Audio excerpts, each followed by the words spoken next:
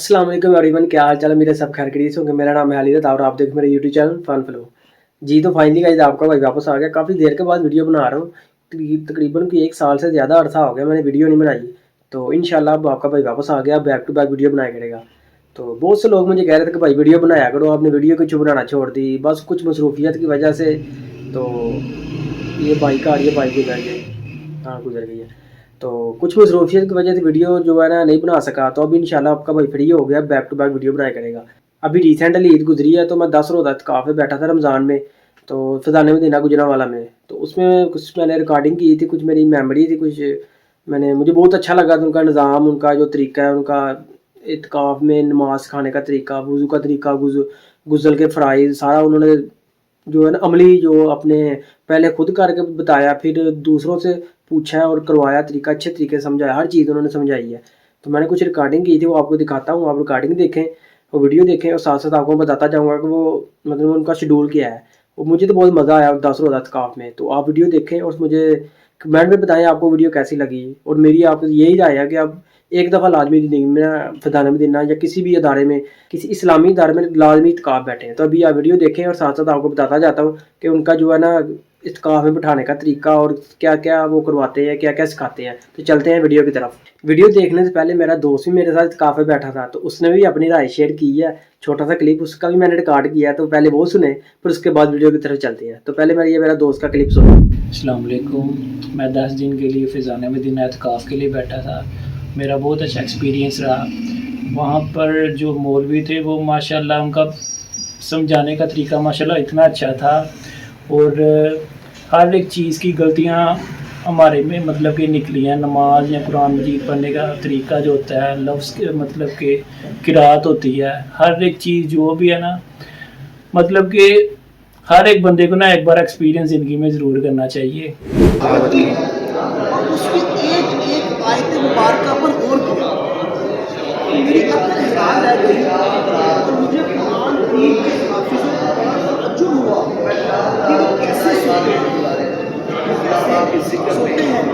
कैसे चलते फिरते हैं, दुनिया के किसी काम को कैसे मशहूर बनाते हैं, जबकि वो जब वो तिलावत करते हैं इस तरीके से समझते कुरान अगर इसे समझते, इसके हक को पहचानते, इससे नफ़रत हासिल करते और इसके ज़रिए से मुनाजात अल्लाह पाक की बारगाह में दुआएं करते तो खुशी में इनकी नींदें उड़ जाती, खुशी में इनकी नींदें उड़ जाती। कैसे?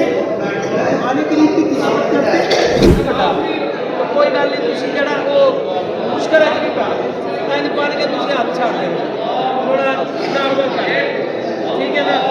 वो नाम जो उससे भी आ जाएंगे तो मसला वो नहीं, लेकिन सुनना तरीका है ये नाम के थले, ठीक है? अच्छा हाथ बन के फिर जरा नमाज इस तरह पढ़ी दी है सना, फिर सूरह फातिहा, फिर कुछ सूरह मिलानी है। अच्छा फिर जो रुकू जाना है तो रुकू जाते जरा ना, अच्छा हाथ में जो करनी ना सी ते इमाम ने जो पढ़ना ना, तो इमाम ने कहना अकबर तो भी पहले आगे ना अल्लाह होती मारी खराब, तो लिहाजा इमाम ने पीछे पीछे इमाम ने इतने तो आना देना अल्लाह पढ़ते पहुँचे है ना, इमाम पढ़ते पहुँचे तो मुक्तदी अल्लाह शुरू करे, ठीक है ना? फिर शुरू करें जो इमाम तक पहुँचे बढ़ चले। अच्छा फिर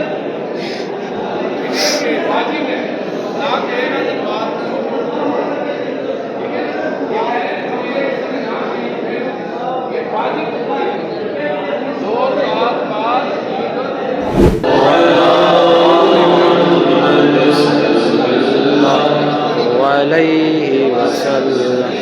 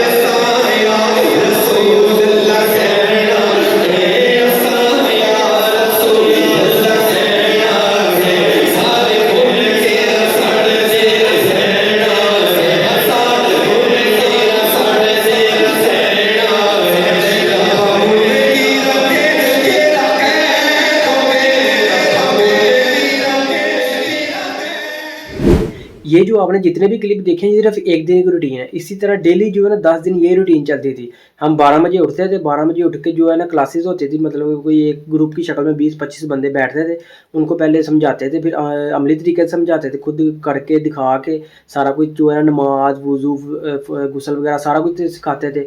उसके बाद फिर ज़ोहर के बाद जो है ना एक सारे जो तकरीबन 300-350 बंदा बैठा था इत्काफ़ में, तो फिर वो सबको इकट्ठा करके फिर महफ़िल की शक्ल में ज़ोहर के बाद महफ़िल होती थी।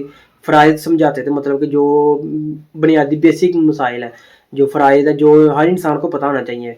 ज़ोहर की नमाज़ के बाद वो समझाते थे। असर के बाद फिर महफ़िल होती थी। महफ़िल के बाद फिर असर के बाद फिर साथ अफ्तारी का जो है ना सिस्टम शुरू कर देते थे। वो वीडियो में आपने देखा भी होगा कि साथ-साथ अफ्तारी का सिस्टम भी शुरू कर रहे हैं और साथ-साथ महफ़िल भी हो रही है। इसी तरह 10 दिन इनकी यही रूटीन रहती थी। तो 10 दिन बंदा डेली जो है ना कुछ चीज़ें सीखता भी है, इबादत भी करता है, नमाज़ वगैरह, कुरान भी हर चीज़ सारा कुछ पढ़ता है और साथ-साथ सीखता भी जाता है। मुझे वो ये चीज़ पसंद आई है। और सबसे अच्छा इनका अखलाक बहुत अच्छा था, मतलब कि जब भी आपको इनके गुस्सा करने का मौका नहीं देते ये बड़े प्यार से बोलते हैं। और 10 दिन उन्होंने मुझे कभी कभी एहसास नहीं दिलाया कि मुझे गुस्सा आए इन पे। खुद बंदे को ना शर्म आ जाती है कि इतने प्यार से बोलते हैं ना, और इतने इतने बड़े आलिम उलमा कराम हाफ़िज़े कुरान वो आपके पाँव दबाते हैं कि भाई उठ जाओ, असर का टाइम हो गया, ज़ोहर का टाइम हो गया, इतने प्यार से समझाते हैं। तो मुझे इनका अखलाक बहुत पसंद आया। एक और क्लिप है जो इन्होंने हज़रत सल्लल्लाहु अलैहि वसल्लम की जुल्फ़ मुबारक और मुँह मुबारक और कुछ खाना काबा के गिलाफ वगैरह गिलाफ का इन्होंने जो है ना टुकड़ा वो भी इन्होंने जो है ना ज़ियारत के लिए दिखाया था, तो वो भी आप साथ देखें। और इसके साथ व्लॉग एंड करता हूँ। तो उम्मीद करता हूँ आपको व्लॉग अच्छा लगा। अगर अच्छा लगा वीडियो को लाइक कर दे, चैनल को सब्सक्राइब कर दे। तो मिलते हैं नेक्स्ट वीडियो में। ओके बाय, अल्लाह हाफिज़।